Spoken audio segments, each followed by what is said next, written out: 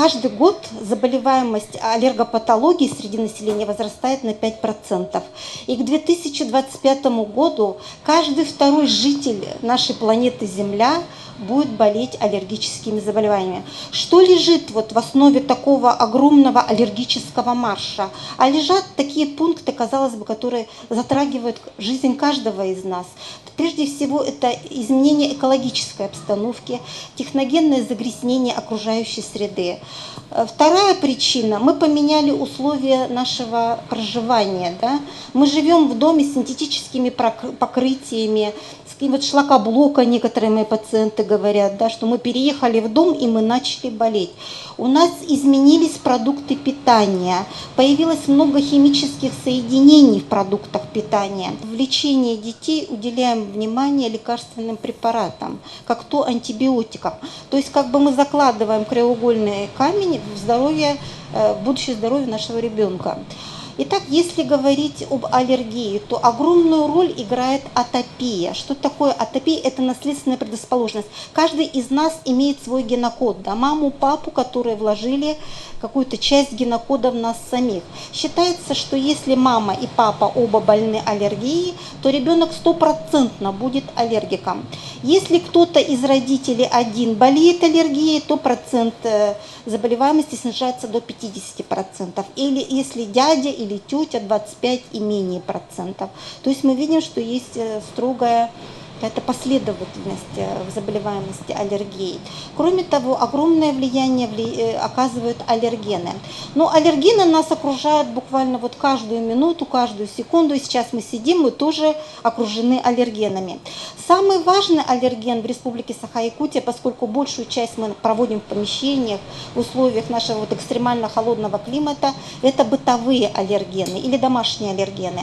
И среди них главную роль играет домашняя пыль. Что представляет собой домашняя пыль? Ну, наверное, вот женщины, убираясь, да, вот когда поднимаем пыль, мы видим вот эти микрочастицы, которые попадают на слизистую оболочку носа и вызывают вот чихание, кашель. Что входит в состав домашней пыли? А это все отделочные материалы, микрочастицы, а также эпидермис и волосы тех, кто живет вот в этом помещении. Кроме того, через открытые форточки притягивается пыль с улицы. И все это в контексте есть домашняя пыль. Домашняя пыль в своем составе содержит клещи домашней пыли. Это маленькие членистоногие, они микроскопические, их можно увидеть только под микроскопом. И мы выделяем две основных популяции. Это дерматофагоид тираниссимус и дерматофагоид форинея. Считается, что на 1 квадратном метре постельной площади обитает 2 миллиона этих маленьких ракообразных. И здесь аллергены не сами ракообразные, а аллергены их экскременты. Поэтому хранить мягкие игрушки дома, а также подсовывать вот ребенку во время сна мягкие игрушки, я считаю, что это не совсем правильно, поскольку они содержат экскременты клещей домашней пыли.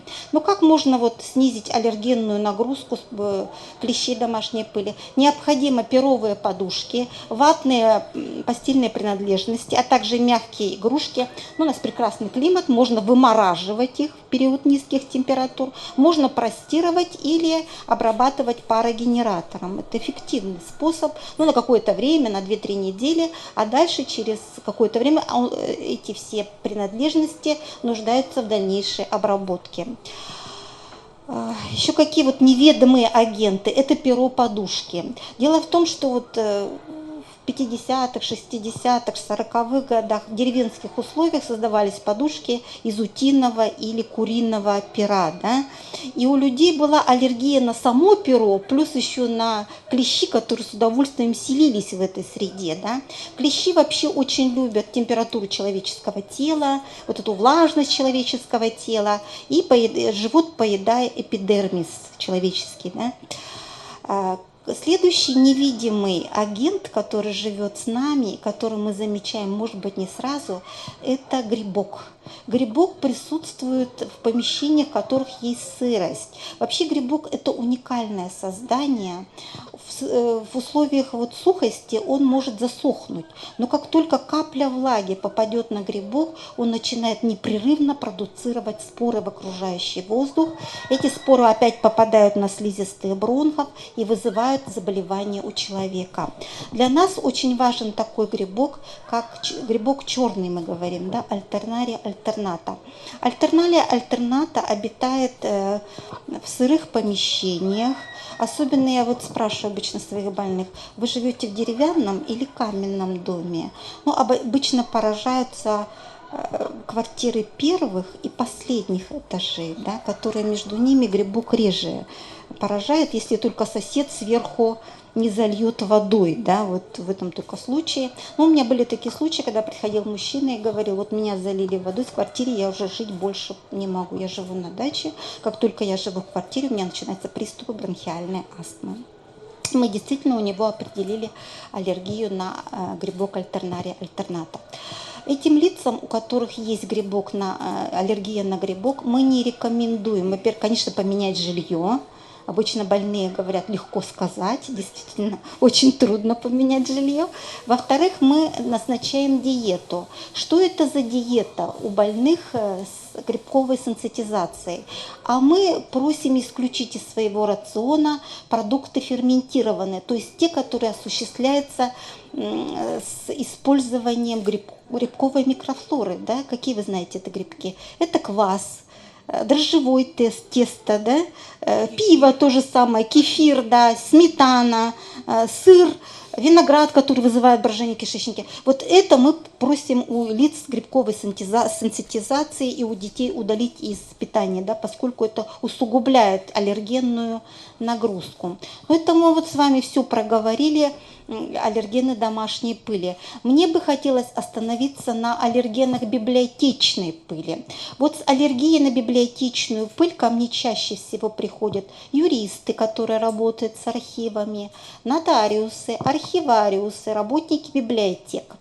Но действительно, если кто-то из вас заходил в архив, то даже здоровый человек, вот, заходя в архив, вот это спертый воздух, да, в котором витают микрочастицы бумажной пыли, вызывает чихание, кашель. Да, и, конечно, работая каждый день, можно заболеть и бронхиальной астмой, да, вот в таких условиях. Следующий аллерген, на котором я хотела бы остановиться, это эпидермальные аллергены. Многие из нас содержат в домашних условиях, чего только не содержат, оказывается. И кошек несколько штук, и собак разных пород, и птичек, и рыбок, и так далее, и так далее. Все вот эти животные являются аллергенами для ряда лиц. Да? Но вообще, я возвращаясь к аллергии, хочу сказать, само определение аллергии. Аллергия – это извращенная реакция иммунитета на те вещества и субстанции, которые вообще потенциально-то вреда не могут принести человеческому организму. Ни кошка, ни апельсины, они не вредны для человека, но у ряда лиц они вызывают заболевания. Итак, возвращаясь к аллергенам, мы проговорили с вами грибковую сенситизацию, к эпидермальным аллергенам. Мне хочется сказать, что самый мощнейший аллерген – это аллергены кошки. В ней аллерген все. И шерсть, и эпидермис, и слюна, и моча, и экскременты кошки. Да? И причем считается, что если вы даже убрали кошку из помещения, то 6 месяцев в помещении сохраняет аллергены кошки, да, постепенно очищаясь. Аллерген называется фелодин. Если мы говорим об аллергене собаки, то это КАН-Ф1, он имеет перекрест с аллергеном кошки. В собаке тоже все аллергенно, но я вот заметила, разговаривая с своими пациентами, что у некоторых людей, допустим, аллергия на какую-то определенную породу или на какую-то определенную кошку. То есть дома я живу со своей кошкой, у меня аллергии нет, но пошел к другу, у него кошка, и вот на его кошку у меня аллергия есть. Да. То есть это настолько все индивидуализировано, поэтому вот приходится иногда и прямо вот говорить, прямо как следователю выяснять, что же вызвало аллергию. Итак, если мы проговорим, вот мы сейчас сидим в парке, около нас пышно цветущая растительность, мы проговорим пыльцевые аллергены. Они очень актуальны летом. Итак, первая волна пыльцевой аллергии наступает с 15 мая и продолжается до 1 июля. Это цветение деревьев. К ним относятся, в наших условиях самое аллергенное растение – это береза. Она произрастает везде. Цветение березы – это сережки березы, которые раскрываются и в сухую ветреную погоду разносятся на многие километры. И некоторые мои пациенты говорят, мы же в городе сидим, да, откуда тут у нас береза? Но тем не менее это произошло в ветреную сухую погоду. И какие-то микроэлементы пыльцы, попав на слизистую, вызвали аллергический ринит. Вторая волна аллергии, вот начнется сейчас, 1 июля, буквально с понедельника, это цветение луговых трав. Цветение луговых трав, вот у меня была пациентка, она проживает в Сингапуре, приехала сюда и как раз посетила, следуя традиции, наш национальный праздник Исэх. К сожалению, после этого она чуть не попала в реанимацию. Да? Это связано с аллергией на злаковые травы. Злаковые травы цветут в полях, в Аласах, да? Это очень красиво. Они в условиях республики Саха-Якутия не отличаются от центральной России. У нас цветет и мятлик луговой, у нас цветет овсяница, райграсс, ежа сборная. То есть полный спектр всех поллинирующих злаков представлен в нашей республике. Что же мы советуем таким лицам? Не гулять в полях в июле. В июле исключить все продукты, которые изготовлены из злаков. И у нас, поскольку мы живем в Российской Федерации, значит, мы исключаем хлеб, каши, квас, допустим, да, тоже пиво. Да, конечно, если я найду аллергию на овсяницу, я исключу овсянку из вашего рациона, хотя бы на момент поллинации этого растения, потому что нас окружает пыльца. Третья волна ознаменуется цветением сорных трав. Это происходит с 1 августа и прямо буквально до выпадения снега. Если год теплый, то может быть буквально даже до октября. К сорным травам, у нас спектр в республике не такой широкий, как в центральной России. У нас хорошо, что нет такого растения, как амброзия. Амброзия цветет в центральной России, на Украине, у нее огромные поля. Это страшнейший и мощный аллерген. Но у нас зато есть два поллинирующих растения, это лебеда и полынь. В полыни бывает мощнейшая аллергия. И что я обычно исключаю из питания людей, у которых есть все-таки аллергия на полынь? Прежде всего семечки, орехи и подсолнечное масло. А мы любим с вами, да, вечером пожарить на подсолнечном масле, да, и потом некоторые удивляются, почему у моего ребенка появляется насморк после того, как я пожарил пирожки или оладьи, да еще потом кормил этим своего ребенка. А это аллергия на полынь. Очень распространенное растение, которое не требует культивации, это сорняк, который растет в огороде под каждым подъездом, да, и буквально вызывает, в каждом палисаднике она есть по городу, и у больных это вызывает заболевание. Лечение полинозов, заболеваний, которые связаны с пыльцой растений, мы называем полинозы, происходит в зимнее время, когда снег выпадает и ничто не цветет, и тогда аллергенная нагрузка на больного человека падает. Далее мне хотелось бы остановиться на таком актуальнейшем аллергене, как пищевые аллергены. Но в любом случае есть 5 продуктов, которые мы исключаем у аллергиков в период обострения.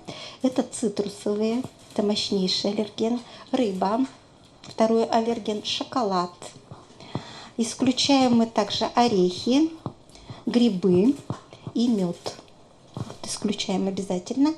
И желательно, я заметила, да, что наши дети очень любят сладости, которые содержат химические соединения.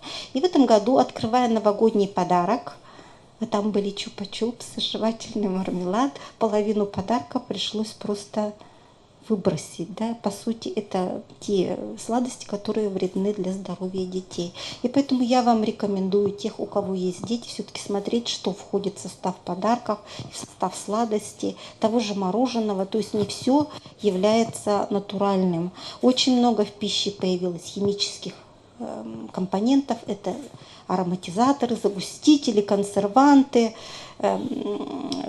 которые придают вкус, может быть, вызывает желание еще повторно попробовать этот продукт. Но тем не менее, из продуктов, которые точно содержат химические добавки, это наш такой нелюбимый продукт Кока-Кола, да, это газированные напитки. Он очень искусственный напиток, чипсы, большое количество ароматизаторов, загустителей, ряд консервов, чупа-чупсы мы исключаем, некоторые соки из тетрапаков. Но вообще надо смотреть, да, что вы покупаете. Но мы с вами живем в достаточно благоприятных условиях. У нас есть местные производители, которые изготавливают очень чистую экологически продукцию, да, это натуральная продукция. Наш производитель еще не научился подделывать эту продукцию, и мы должны это ценить, потому что это огромный плюс, в отличие от жителей Европы или центральной части нашей родины России. Да. То есть вот у нас, к счастью, вот есть такая возможность покупать чистые экопродукты по доступным ценам. Если мы пойдем по Европе, то увидим, что цена продуктов в экомагазинах будет очень дорогой, но продукты будут безопасные для здоровья человека. Так, вот этот вопрос мы с вами обсудили. Так, далее мне хотелось бы остановиться на таком вопросе, как триггеры. Это очень важный момент для аллергиков. Это не химические вещества и не аллергены, но те условия, которые создают возможности для развития аллергических заболеваний. Это физическая нагрузка прежде всего, да. Ну, как-то мы смотрим фильмы, там люди покоряют вершины и так далее. Но и нам хочется тоже, да, быть суперменом, что-то преодолеть, да, какие-то сделать свершения. Но опять-таки нужно все это соотносить со своими возможностями здоровья, да. И нередко ко мне обращаются лица. Ну, буквально вчера был молодой человек, он бегает марафонские забеги, но в результате этих марафонских забегов по лесной местности он заработал хороший такой поленос, да. Поэтому надо все-таки смотреть, насколько физическая нагрузка возможна для данного индивида. Психические нагрузки, стрессы – это огромный фактор формирования аллергических заболеваний. Поэтому я прошу вас все-таки относиться к жизни по-философски. Работа – это всего лишь работа. Ваше здоровье дороже любой работы. Да? Поэтому не следует так уж прямо ставить ее во главу угла и всей своей жизни. Самое главное – это сама жизнь, и самое ценное – это ваше здоровье. Далее я бы хотела остановиться на таком заболевании, как лекарственная аллергия. Лекарственная аллергия, вот я столкнулась вот с этой проблемой, принимая пожилых людей, особенно тех, у которых вот повышенное артериальное давление, да, они вынуждены принимать несколько лекарственных препаратов. И не принимать они их не могут. Но хорошо, что этих групп, вот 6 этих групп препаратов, там есть как бы есть возможность подобрать другую какую-то терапию, да. Или вот у меня была дама, которая принимала одновременно 10 препаратов, у нее начался отек квинки, она задыхалась, в результате этого мы делали системы, мы прекратили прием всех препаратов, и только через 3 месяца она, в принципе, пришла в норму. Да? Поэтому пить лекарства горстями, да, пить лекарства горстями, наверное, прежде чем это делать, надо подумать и посоветоваться, в том числе и с аллергологом. Гормоны женские, да, провоцируют аллергические реакции, особенно это касается прогестерона. И не случайно у нас заболевают аллергией женщины во время беременности и после беременности с высоким уровнем прогестерона. У некоторых это проходит потом, у некоторых остается. Ну, по-разному, опять-таки. Далее мне хотелось бы остановиться на таком факторе, как инсектная аллергия. Он очень популярен у наших детей. Вокруг нас окружают насекомые, да, перепончатокрылые, да, это шмели, и осы, да, и также комары, да, и у многих детей, вот приходят они на прием, у них прямо такие вот шишки на месте укуса комаров. У некоторых повышается температура, и мы рекомендуем не выходить, не ходить по таким местам, где вот болотистым, где есть комары, пить фенистил или пить зодок во время вот вынужденных вот таких прогулок, если покусали, и пользоваться фенистил гелем и другими кремами, гистаном, например, да, крем гистан, это не гормональный крем, в период вот именно укусов комаров. Но сейчас у нас благоприятные условия. Сегодня, оказывается, потравили парк от комаров, и поэтому ни одного комара около нас нет. И я не являюсь фактором развития заболеваний у вас, что очень мне приятно. Так, далее мы должны обсудить с вами все формы аллергических заболеваний. Но наиболее частая, вот мы делали как-то вот эпидемиологию, встречаемость патологии среди детского населения. И оказалось, что атопическим дерматитом наши дети болеют в 2 раза чаще, чем дети в России. Да? То есть это вот очень частое заболевание среди детского населения нашей республики. Ну, это вот в северных улусах, я так поняла, да, что они очень много потребляют консервантов. То есть там нет овощей, фруктов, идет завоз очень многих консервов, и вследствие у них формируется аллергическая патология. Это касается венкийских поселков, отдаленных северных улусов.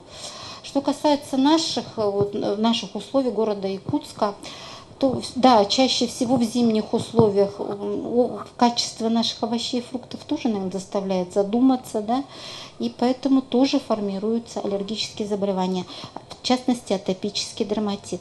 Ну вот существует в контексте нашей темы, нашей лекции такой миф, что у детей чаще всего превалирует аллергия на молочные продукты. Ну это не совсем так. И на молочные продукты, и на пшеницу, и на картофель. На все бывает аллергия. И вот приходит такой маленький пациент и сидит, бедный, ест коричневый хлеб Корнерс, потому что ему больше ничего нельзя. И прямо вот страшно за него. Если он что-то съест, у него будет такой рецидив заболевания, что может быть даже и опасно для его здоровья.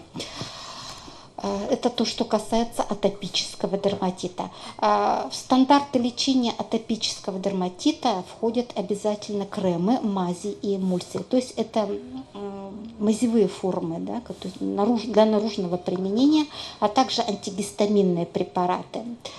Следующим заболеванием является аллергический ринит, куда входят полинозы. Но в данное время идет подъем вот этой патологии, приходят очень много больных, говорят: ой, вы знаете, вот текет из носа и текет, и глаза чешутся, и спать не могу, и думать не могу. Ну, это понятно, да? Когда заложено носовое дыхание, мозг находится в условиях кислородного голодания. Ни о каком нормальном сне и нормальных когнитивных функциях речи не идет. Поэтому мы назначаем здесь опять-таки в стандартной терапии обязательно назальные глюкокортикостероиды, деконгестанты, сосудосуживающие препараты и препараты-стабилизаторы мембран тучных клеток, длительные курсы по 3 месяца, если это полиноз. Следующая группа заболеваний – это заболевания тоже респираторной аллергии, это бронхиальная астма. Но согласно эпидемиологическим исследованиям, считается, что 20% населения Земли страдают атопическим дерматитом, 20% страдают аллергическим ринитом и до 10% страдает бронхиальная астма. До 10% населения Земли страдают бронхиальной астмой. Астма – это апогей всех аллергических заболеваний, когда человек при каком-то запахе или при физической нагрузке или при каком-то стрессе дает одышку, приступ удушья, который может угрожать жизни больного. Поэтому мы всегда наших аллергиков, ну, если это ребенок, я, конечно же, освобожу его от кросса и от лыжных гонок, потому что это нагрузка на органы дыхания. Освобожу от армии по возможности, да, делаю я вот эти свои экспертные заключения для военкомата. Но военкомат не очень-то и верит, отправляет в стационар. Все это он перепроходит, этот несчастный будущий наш военнослужащий, но тем не менее это нужно, да, если все-таки опасно бежать где-то по лесу, не имея в руках, в кармане сальбутамола, неизвестно, чем это может закончиться. И у нас были такие случаи, да, на Лыжне, когда погиб у нас мальчик, и не было средства самооказания себе помощи. Поэтому любой астматик должен носить с собой всегда в любых условиях, ну, препараты Бердуал, сальбутамол, да, которые, да, вот, чтобы себе оказать помощь. Ну, неизвестно, какой запах будет на каком повороте, да, неизвестно, что нас ждет через 100, там, 200 метров, да, поэтому астма – это очень коварное заболевание. Но и в последнее время я столкнулась с таким заболеванием, как аллергическая крапивница. Ее стало очень много. Люди отекают, ходят в огромных пятнах, как волдыри. Эти пятна обычно усиливаются, краснеют вечером и ночью, еще вызывая отек лица, глаз, а самое главное отек горла, да, и мы боимся, что человек просто задохнется, да, мы боимся. И, к сожалению, мы кроме острых форм я встречаю и хронические формы. Вот буквально сегодня пришла женщина, она мне говорит, знаете, я 2 года хожу в таком состоянии. У меня была девочка, которая 3 года была, у нее была очень тяжелая аллергическая крапивница. Она, бедная, питалась только гречкой, отставала в физическом развитии, плохо училась. И вот мы назначили современный препарат, ну, дорогой препарат, но назначили вынужденно. И Настя мне звонила и говорила, вот сегодня я съела помидорку, сегодня я съела банан. И для ребенка, оказывается, это такое счастье съесть тот продукт, а я вам скажу потом, уже в процессе, да. Значит, и потом она уже вылетела в Таиланд, смогла там кушать местные фрукты, и за лето она вытянулась на 12 сантиметров. То есть вот насколько важно, да, если, да, получать вот эту терапию, особенно для детей, потому что это растущие личности, и им надо вырасти здоровыми и развитыми, да, интеллектуально. Поэтому очень важно на всех этапах жизни обеспечить условия для развития ребенка. Вот то, что касается аллергических заболеваний. Если мы говорим по лечению, то любой аллерголог будет лечить каждое заболевание по стандартам, которые утверждены Министерством здравоохранения нашей республики. То есть каждое заболевание прописано, какие препараты, в каких дозах, какая длительность применения препаратов. Все это уже расписано. Но в ряде случаев мы подходим индивидуально, да, потому что все люди разные, каждый человек планета, да, во всех смыслах, да, в том числе и в здоровье. Поэтому иногда делаем некоторые отступления, но обосновываем, почему в данном случае мы подходим к тому или иному лечению немножко индивидуально. Я хочу сказать о том, что все-таки необходимо беречь себя, да, вот казалось бы, да, вот нас окружает множество невидимых аллергенов, антигенов, которые вызывают реакции. Ну, примером, вот, кроме того, существует понятие профессиональной вредности. Да? Очень часто ко мне обращаются парикмахеры, они работают с красками, мастера маникюра, они делают шеллак, они работают с лаками. Кроме того, они спиливают эпидермис человека, и вот стоит такая суспензия, да? Обращаются меховщики. Вот фабрика Сардана, она прямо через какое-то время требует посещения аллерголога, потому что работа с мездрой всегда это выделение эпидермиса в окружающую среду и раздражение слизистой оболочки. Кроме того, ну, я уже говорила, нотариусы, архивариусы. И был очень интересный случай в моей практике, когда мне обратилась женщина, которая работала в банке. В банке она работала кассиром и считала деньги. Оказывается, не только автоматом считаем, а обязательно надо пересчитывать руками, потому что в автомате они слипаются. У дамы была аллергия на краску на долларах, а она считала валюту. В результате этой работы у человека руки напоминали одну сплошную кровоточащую рану. Просто вот ногти исчезали, ни о каком маникюре вообще речи не шло. Через каждые 3 месяца я ей выписывала больничный на 2-3 недели. За это время руки приходили в какую-то норму, она опять выходила в банк и через какое-то время опять приходила ко мне. В результате она вынесла вердикт: нет, так жить нельзя, я увольняюсь. Даже несмотря на высокую зарплату, и все-таки я не могу, я больше так не могу ходить с кровавыми руками. И вот следующий пример, очень интересный такой пример, когда ко мне подошла, она делала маникюр, вот эта женщина, и каждый день заказывала суши. Ну вот мы заказываем суши себе на обед, она работает в салоне, весь салон заказывал суши.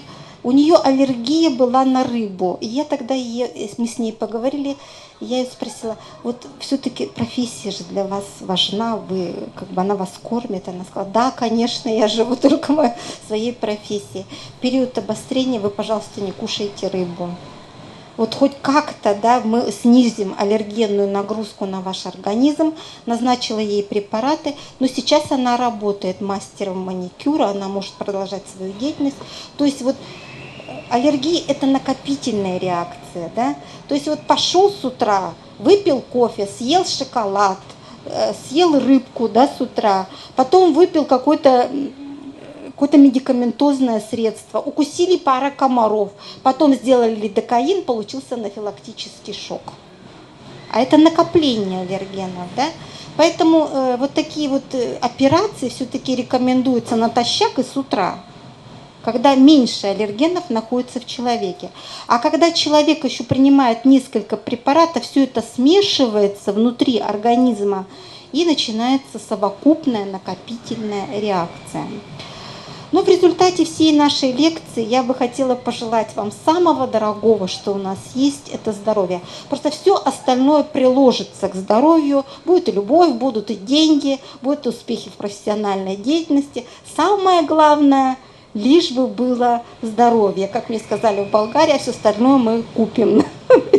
Было бы здоровье. Поэтому вы должны внимательно относиться к своему здоровью. Все, что вы кушаете, все, что вы употребляете в виде медикаментов, все, что вы носите на себе, та среда обитания, все должно быть подвергнуто вашему анализу. Насколько это безопасно для вашего здоровья. Все те питомцы, которые живут с вами, некоторые люди приходят даже, да, прежде чем завести кошку, они делают аллерготест на кошку, для того, чтобы все это выяснить. Но как можно узнать причину своей аллергии? Да? В данное время в Якутске существует 2 способа. Это определение аллергоскрина.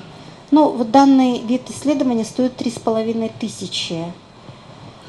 Мы выделяем 4 панели. Первая панель универсальная, она включает в себя и респираторные аллергены, и аллергены пищевые, и 1 грибок. Вторая панель – это панель для аллергиков. Там 4 грибка, очень много аллергенов растений, аллергены домашней пыли. Третья панель – это панель для атопиков, лиц с атопическим дерматитом. Там подробно представлены продукты. И 4-я панель – это панель для маленьких детей. Там подробно расписаны все составные части молока. Вот единственная клиника, которая вот все-таки 4-ю панель пошла мне навстречу, я их просила, делает за 1750 рублей. Вот если вы хотите узнать, вот самый дешевый вариант 4-й панели – это клиника медицинского института. А везде стандартно идет 3500. Что касается аллергии, кроме того, у Виктори есть точечные аллергены, то есть можно 1 аллерген сделать, стоит 300 рублей. И кроме того, мы делаем аллерготесты на руках. Ну, если вот у человека неповрежденные руки, да, если у него нет периода обострения, если он старше 4 лет, то я могу ему сделать аллерготесты. Средняя цена аллерготеста по городу, 1 аллерген стоит 100 рублей. Ну, в разных клиниках разные вариации. Кто-то там по 100, кто-то по 115 рублей, по-разному. Вот, в принципе, так вы можете узнать свои аллергены. Но это важно, потому что иногда мы встречаем аллергены, которых мы даже и не предполагали. Допустим, аллерген на пшеницу, да? Вот буквально сегодня ко мне приходил мальчик, мечтал стать пекарем, но у него аллергия на злаковые. Ему 16 лет, я ему говорю, как ты, вот эта вот мука будет витать вокруг тебя, но ты же не сможешь быть пекарем, да, ищи какую-то другую профессию. То есть вот эти моменты, они очень важны для дальнейшей жизни человека. Я еще раз вам хочу пожелать здоровья, беречь себя и готова ответить на все ваши вопросы. Давайте, да. Вопрос такой. Аллергия может ли быть толчком к развитию аутоиммунных заболеваний? Потому что это же, в принципе, природа одна, что патологический ответ при иммунной системе. Да, потому что аллергия – это извращенный, гиперреактивный ответ на те вещества, которые не несут в потенциале вреда. А аутоиммунное заболевание – это реакция человека, образование антигенов на собственные клетки и ткани организма. Это тоже, да, это тоже извращенная реакция иммунитета. Да, конечно, может. И еще вопрос, что если человек, вот это аутоиммунное заболевание, 15 лет, скажем, может ли вот эти препараты очень сильные, иммунодепрессанты, моноклональные антитела и иммунодепрессанты, цитостатики, оралы, там, они тоже могут являться причиной аллергических реакций. Цитостатики, да, но у нас появились новые препараты, антимоноклональные антитела. Но они вот, цена вот у них вот очень высокая. И второе, то, что, да, но я все-таки считаю, что это будущее медицины, потому что вот тот же препарат Ксалар, который мы применяем, это анти-ИГЕ препарат, да, он у нас появился в Якутске, мы применяем его при тяжелых формах бронхиальной астмы. И этим занимается первая поликлиника. И они проводят ее бесплатно, эту терапию для всех лиц, прикрепленных к первой поликлинике. Я считаю, что это революционное, да, действие главного врача, да, Алевтины Эверст. Это вообще молодец. Она очень большой, да. Да, они закупают препараты и делают такую монотерапию. И несмотря на то, что говорят о том, что надо пожизненно получать, да, у нас были такие случаи, когда в течение 2 лет и ребенок выздоравливал и больше не получал моноклональные антитела. Я рекомендую вот в период особенно полинозов, допустим, если есть аллергия на злаковые, выехать в этот период на море. Казалось бы, на море, да, вот все кругом цветет, да, везде падает пыльца, но при этом у аллергиков нет аллергической реакции, да, они едят все, что... А почему, как вы думаете? А потому что влажность очень высокая, пыльца тяжелая, падает. А если вы пройдетесь по нашим дорогам летом, вот проедет машина, да, в сухую погоду, и стоит эта пыль полчаса, и мы идем, и она попадает в наши дыхательные пути и вызывает заболевания, да. Этого никогда нет в приморских городах. Там всегда чистые дороги. В связи вот с этим климатом и вот тяжелой вот субстанцией именно пыли. Какие еще вопросы? Вопрос. У меня очень много лекарств принимаю. Сахарный диабет у меня давление, у меня сердце. Я столько много лекарств пью горстями. А как мне сделать так, чтобы узнать, от чего у меня это? У меня настолько аллергия, что я вот схожу с этим. Я заметила, что вы пользуетесь ингалятором, да. Перед заходом использую, иначе я задыхалась кашлем. Ну, надо минимизировать, все-таки найти хорошего терапевта, минимизировать эту терапию. На рынке очень много препаратов против аллергии. Вот на ваш взгляд, какие, скажем так, самые удачные, с вашей точки зрения, препараты, и какие, скажем так, не очень? Чем они вообще друг от друга отличаются? Так, очень много препаратов. Если мы условно все антигистаминные препараты можно поделить на 2 большие группы, первого и второго поколения. Первого поколения это супрастин, диазолин, тавигил. Они все обладают 4-часовым действием. Вот на 4 часа. Вы приняли 4 часа, у вас эффект. Супрастин, к нему есть привыкание. На 3-й день вам надо дозу увеличить. Тахифилаксия называют. Кроме того, у них выраженный мощный побочный эффект. Водителям я их не рекомендую. Да, сонливость. Ну, маленьким детям, да, которые беспокойны, в почему бы и нет на ночь не дать, да? И не выспаться родителям. И второго поколения, которые считаются более безопасными, к ним относятся Эриус, Телфаст, к ним относятся Телфаст, Зиртек, Фиксадин, очень хороший препарат. Наши производят, но как-то, ну мы все, нет, мы, конечно, все патриоты, но для здоровья лучше то, что лучше, да? И я немножко по прививкам вот пройдусь, да, если вы позволите, у кого есть дети, да? Вот дело в том, что вот многолетний опыт работы в детской практике, да, и как бы у меня несколько специальностей, вот одна из них педиатрия, да, это очень огромная специальность. Работая с прививками, очень много, вот дискутабельный вопрос, прививать или не прививать, польза или минус, да, эта прививка. Но если вы вот так сомневаетесь, да, и да, есть такая прививка российская, называется АКДС. Редко какой ребенок нормально ее перенесет. Она трехкратная. В 3 месяца, в 4,5 месяца и в 6 месяцев. И какие-то дети начинают уже температурить под 40 на второе или на третье введение. Но у них же есть иностранные аналоги, например, тот же Инфанрикс, да? Ну, заплатить, зато не температурит под 40. Ну, лучше, я, например, в отношении даже своих детей, я лучше заплачу. Но зато ребенок не будет лежать с температурой под 40. И я знаю, что в каждой поликлинике такие вакцины есть. Есть. Для таких... Нет, дают. Если попросить, дадут. Есть такие вакцины. Инфанрикс, да, аналог. Есть, закупается. Допустим, тот же дом ребенка, он не работает с АКДС, он работает с Инфанриксом, да. Но если все привить 50 человек, и они лягут с температурой 40, лучше, наверное, хорошей прививкой спокойно пережить этот период. Так, еще какие-то есть вопросы? Какие домашние растения Цветущие. Из наиболее аллергены это герань и фиалки. Считается, что герань обладает сильным запахом, а фиалка, у нее такие бархатные листики, они скапливают пыль и вызывают заболевания у аллергиков. Да? Сигаретный дым?